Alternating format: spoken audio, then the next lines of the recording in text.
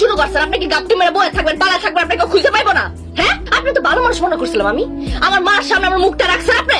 আপনি অস্থির হয়েন না, আমার কথাটা একটু শুনুন। আরে কি শুনবো আমি আপনার? 15 দিনে ভাত খাইছেন না, টাকা বের করেন। বিশ্বাস করেন, 3 দিন ধরে আমি কিছু খাই নাই, পানি খেয়ে বাইসে রয়েছি। আমি যে কোম্পানিতে কাম করতাম হেরা বেতন না দিয়ে তালা মাইরা পালায় গেছে। সবাই ধরা খাইলে এইসব কথাই শুনায়, গান গায় এগুলা।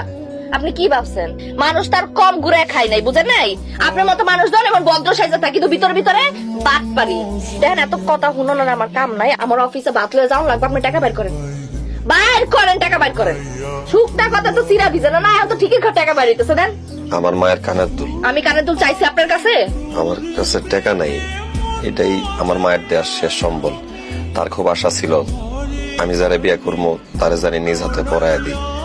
আমার কাছে টাকা যেহেতু নাই, আপনি এগুলা বেচা দিয়ে আপনার মায়ের টাকাগুলা দিয়ে দিন। তা আপনার যে এত বাজে সমস্যা, আপনি আবার খুইলা কইলেই তো সব যা কইতেন তারই তো সমাধান হয়ে যায়। কইতেই গেছিলাম, কিন্তু বাইরে থেকে আপনাকে কথা শুনে আবার ফিরাইছি। মনে মনে ভাবছি টাকা পাইলে সব শোধ দিয়া দিব। টাকা পয়সা লাগবে না, যে আপনার মায়ের কন্যা দিয়ে দিলাম, উঠে বহেন। টাকা পয়সা নাই যা, কিন্তু কইলে হয় যে টাকা পয়সা নাই। এত পয়সা মনে করছেন? হ্যাঁ, টাকা পয়সা লেগে এখন কি জানলো নাকি? আমার কাছে কিছু জমানো টাকা ছিল, আমি আমারে দিছি, দেয়া কইছি আপনার মাসের টাকা দিয়ে দিছে।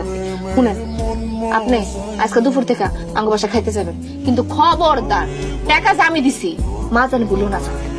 আপনার এই ঋণ আমি কেমনে শোধ করব? আমি একটা চাকরির ইন্টারভিউ লেটার পাইছি, বড় কোম্পানি।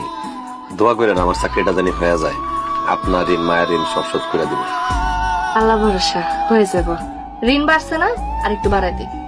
খাই আলম, এরপর মার্কেটে যাবো, যাই আপনার একটা সুন্দর দেখে শার্ট কিনা।